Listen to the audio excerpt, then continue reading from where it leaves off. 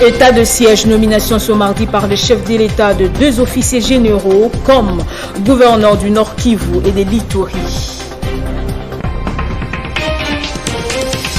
Lutte contre la Covid-19 en République démocratique du Congo. Après Kinshasa, la campagne de vaccination AstraZeneca démarre ce mercredi à Goma dans le Nord Kivu.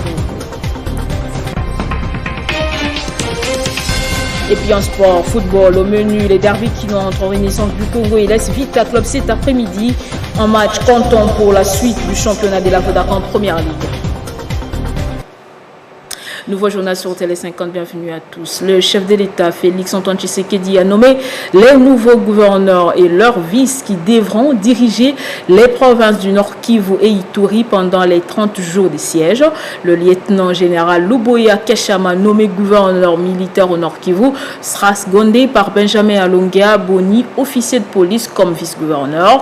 En Ituri, c'est le lieutenant général Constant Dima, chef d'état-major général adjoint en charge de l'administration et logistique.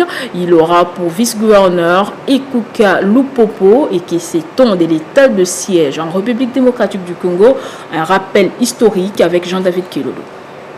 Avec les nominations de ces hauts gradés de l'armée et de la police, plus rien ne pourra empêcher l'entrée en vigueur de l'état de siège décrété par le chef de l'État, Félix Antoine Tshisekedi Tshilombo, pour neutraliser les groupes armés qui écument l'Est de la République démocratique du Congo, précisément dans les provinces du Nord Kivu et Ituri. État de siège, oui, mais cette stratégie a été appliquée sous les régimes du feu maréchal Mobutu.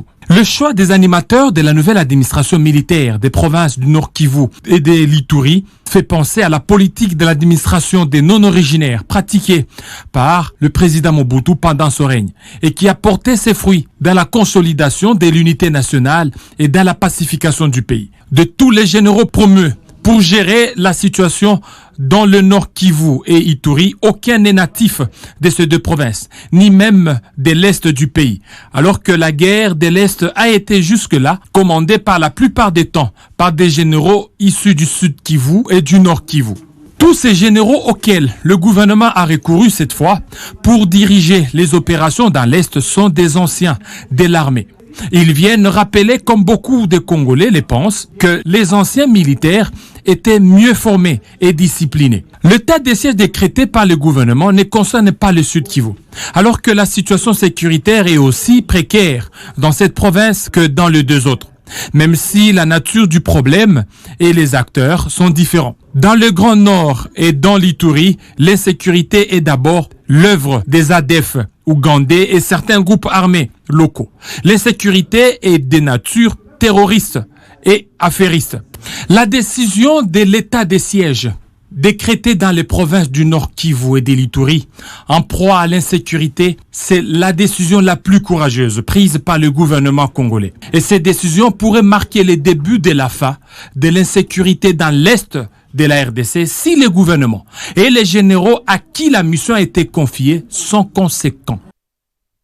Justement, en exécution de 2 ordonnances signées par le chef de l'État Félix Antoine Tshisekedi Tshilombo, en rapport avec cet état de siège décrété dans les provinces du Nord Kivu et de l'Ituri, le Premier ministre Jean-Michel Sama Lukonde Kenge a fait le tour d'horizon avec les ministres sectoriels concernés par ces ordonnances. Il s'agit respectivement du vice-premier ministre de l'Intérieur, Aselo Okito, de la ministre d'État à la Justice et garde des Sceaux, Rose Mutombo, et du ministre de la Défense nationale, Gilbert Kabanda.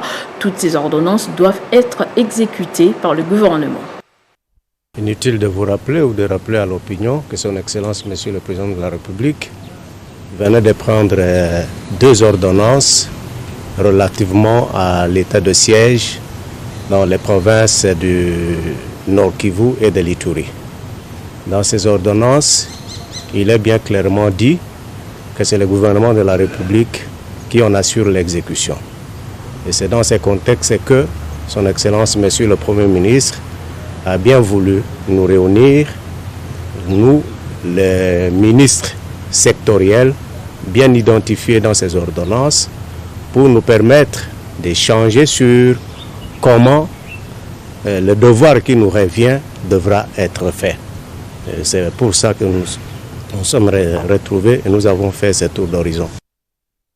Et même s'il faut mettre la moitié du budget du pays en jeu, le président de la République et les gouvernements le feront pour retrouver la paix dans l'est du pays. Déclaration du porte-parole du gouvernement Patrick Mouyaya ce mardi au cours d'une conférence des presse conjointe gouvernement, armée et police. D'après Patrick Mouyaya, le ministre de la Communication et des Médias, l'état de siège permettra au gouvernement de déployer une administration militaro-sécuritaire, le but étant de contraindre toutes les forces négatives à la dissuasion, finalité, mettre fin aux assassinats de 2 décennies dans cette partie du pays. Au nom des forces armées de la République démocratique du Congo, le général-major Léon Richard Kasonga Chibangu a rassuré que l'armée a les capacités et même la logistique pour contraindre les forces négatives, à la limite les neutraliser. À son tour, le porte-parole de la police nationale congolaise a souligné que l'état de siège n'est pas un chèque en blanc pour les violations des droits. Ezekiel Mwanamputu sollicite par ailleurs l'appui de la population congolaise. Les journalistes sont appelés à contribuer à travers leurs écrits, analyses et magazines de manière à accompagner l'armée pour une victoire totale.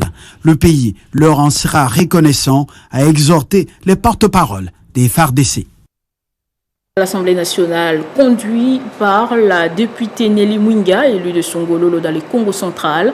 Un groupe de jeunes diplômés est allé à l'Assemblée nationale pour échanger avec les présidents de cette instance dans son cabinet de travail ce mardi 4 mai sur leur projet de dépôt d'une proposition de loi portant sur la location et l'indemnité de chômage en République démocratique du Congo.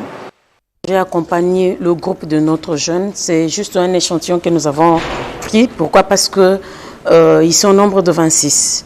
26 jeunes qui représentent les 26 grandes villes de la République démocratique du Congo, qui sont venus voir le président de l'Assemblée nationale pour déposer leur projet de loi qui consiste à payer le chômeur. Donc, indemniser les chômeurs qui viennent fraîchement de terminer leurs études ou qui ont perdu aussi leur travail, qui seront indemnisés par le président, par la République. Voilà ce qui justifie leur présence ici. C'est vrai qu'ils sont 26, mais on n'a pas pris tout le 26. Je crois que c'est une loi qui va aider beaucoup de jeunes et qui va inciter les jeunes à travailler, mais aussi à bien travailler à l'université, je dis même à l'institut supérieur. Pourquoi? Parce que on ne donnera pas ou on ne va pas indemniser tout le monde. On va indemniser qu'un groupe de gens qui travaillent bien dans leurs études, dans leur parcours étudiantin. Ce sont eux qu'on va indemniser par l'État. Ce sont eux, ceux qui ont perdu du travail, nous dirons, qui seront indemnisés par l'État. C'est une loi en tout cas très très importante. Je crois que les 26 jeunes ont pris plus ou moins 7 mois pour pouvoir élaborer ce projet de loi qui est très très importante pour notre jeunesse. Et je crois que ça va booster aussi la tête de quelques-uns de nos étudiants. Autre chose, rencontre des ministres de la Défense des pays membres de la communauté économique des États de l'Afrique centrale en visioconférence au Collège des hautes études des stratégies et défense. Et c'est le docteur Gilbert Kabanda, ministre de la Défense nationale et des anciens combattants, qui a représenté la RDC au sein de ces assises. Il s'agissait de la mise en place des voies et moyens pour sécuriser l'espace maritime de la communauté économique des États de l'Afrique centrale. Tout a commencé par 1 minute de silence pour honorer la mémoire du maréchal Idriss Déby du Tchad, les 130 péris en Méditerranée en avril dernier et ceux qui ont été emportés par Covid-19. Les ministres des 10 États membres de la CEAC étaient en réunion en visioconférence. Ils ont mis en place les voies et moyens pour la sécurisation de l'espace maritime de la communauté économique des États d'Afrique centrale. Gilbert Verissimo, président de la commission de la CEAC, a relevé les différents problèmes liés à l'insécurité dans l'espace maritime de la CEAC, entre autres son utilisation par la force du mal dans les renforcements de leurs entreprises de la mort africaine. Charles Richard Monjo, ministre brazzavillois de la Défense, pays président en exercice, s'est quant à lui référé au protocole de Kinshasa 2009 qui a appelé à la cohésion de toute l'Afrique pour sauver cet espace. Le docteur Gilbert Kabanda y a représenté la RDC. À ses côtés, Séraphine Kiloubou, vice-ministre à la Défense, ainsi que d'autres autorités militaires. Les chefs de l'outil de la Défense s'est démarqué par la proposition de plusieurs idées qui ont été d'ailleurs approuvées par tous ses pairs. Cette rencontre s'inscrit dans un contexte particulier pour mon pays. Nous saluons avec déférence les efforts de nos chefs d'État et leur détermination pour la promotion de la sécurité dans le domaine maritime en Afrique centrale. Le bureau était composé du Congo d'en face, de la République démocratique du Congo, ainsi que de la République du Gabon. Cette rencontre a aussi relevé la synergie entre la CEAC et la CEDEAO pour la réussite de la libre économie sécurisée sur la mer. Et dans la province du Haut-Katanga, le commissaire provincial de la police nationale congolaise, le général Luis Gonkarawa, a effectué une visite dans différents centres de formation des agents de la police des circulations routières. L'objectif était de se rendre compte de l'effectivité de cette formation qui vise à renforcer les capacités de cette unité de la police. Au cours d'une tournée effectuée mardi 4 mai, le commissaire provincial de la province du Haut-Katanga, Louis Gonkarawa, a encouragé les officiers et agents de la police de circulation routière en session de recyclage à Lubumbashi. Une visite qui avait pour objectif de s'imprégner de la qualité de l'enseignement dispensé par les experts au profit de cette unité spécialisée de la police. Les gens assimilent bien le cours, c'est une bonne chose. C'est d'abord pour votre propre formation personnelle, ce n'est pas pour les gens. D'abord pour vous, et après maintenant ça va aider tous les travails, tous les usagers de la route. Comme vous le savez, la prévention routière ou la sécurité routière, c'est quelque chose d'important. Si vous ne remplissez pas bien cette mission, mais nous aurons des accidents mortels, tout ce que vous voulez. Mais c'est grâce à vous que toutes ces choses peuvent se passer bien, où tous les usagers de la route, quand ils descendent, chacun se sent en sécurité. Autre étape de sa tournée, c'est la cellule 200 maisons, site hébergeant les éléments du groupe mobile d'intervention. Ici, il était question pour le numéro 1 de la PNC au Katanga d'inspecter les travaux de construction et de la pose des maisons préfabriquées, dont du gouvernement provincial. Notons que le général Louis Gonkarawa était accompagné des commissaires provinciaux adjoints et de quelques membres de l'état-major de la PNC au Katanga. Au sommaire, lutte contre le coronavirus après une formation des prestataires. La campagne de vaccination AstraZeneca démarre finalement ce mercredi dans le Nord Kivu, deuxième province de la RDC la plus touchée par cette pandémie après Kinshasa.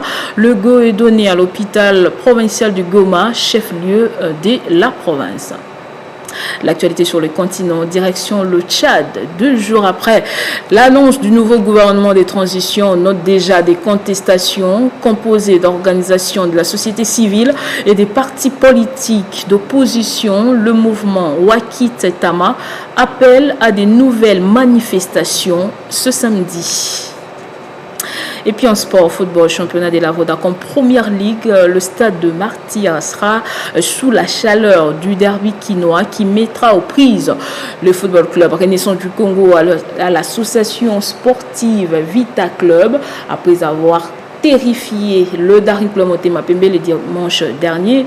Le club Orange va rééditer l'exploit cet après-midi en face de Moscovite Quinoa. On écoute Papi Kimoto, coach du FC Renaissance du Congo en conférence de presse dans un match. VClub reste toujours VClub. C'est une grande équipe. C'est l'un des ténors de notre championnat. Voilà, nous, on prend tout au sérieux.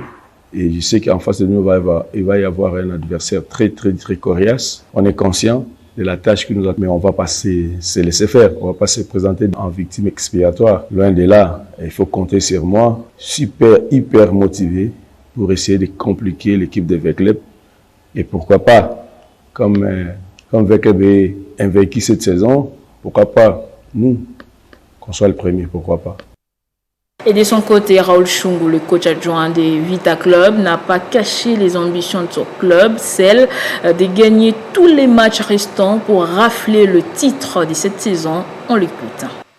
Ils sont moralement, ils sont bien, ils ont gagné un match important contre DCMP, mais c'est dans un contexte différent de nôtre. Nous voyons plus loin, on ne voit pas seulement les matchs, un match Renaissance et consorts. Nous voulons aller très loin, c'est-à-dire nous avons une coupe à notre portée et on s'en fout de l'adversaire, c'est-à-dire on a un objectif, quel que soit l'adversaire, nous crois que on essaie de faire en sorte que personne ne puisse nous empêcher de gagner cette coupe. Donc on joue les Renaissances comme nous on joue avec cette ambition, on veut gagner ce match et nous tenons à les gagner.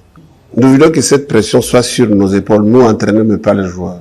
Donc on fait de notre mieux pour que cela ne puisse pas affecter le joueur et c'est un travail mental qui s'est fait. Et je crois pas que ça va les affecter. On est bien. On veut jouer match par match avec cette même ambition, ce même objectif. Et là, on est interné, je crois, c'est presque tous les groupes qui sont ensemble et on va rester ensemble jusqu'à ce qu'on termine le match qui nous reste. Et le football en Europe avec la Ligue des champions de l'UEFA, l'on connaît depuis hier le premier qualifié pour la finale, c'est bien Manchester City qui a battu les Paris Saint-Germain hier sur le score de 2-0. Le club anglais qui s'est qualifié pour la première fois en finale de cette compétition jouera les vainqueurs du match de ce soir en demi-finale retour qui opposera Chelsea au Real Madrid. Ce journal est terminé. Place au rappel des titres.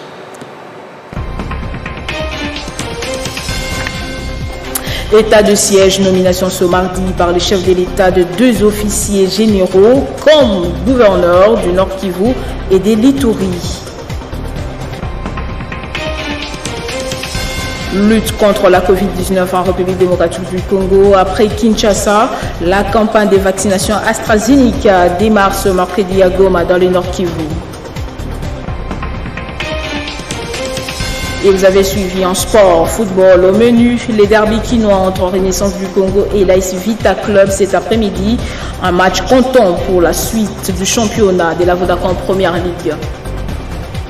Merci de nous avoir suivis de partout. L'information reste en continu et en temps réel sur votre télévision.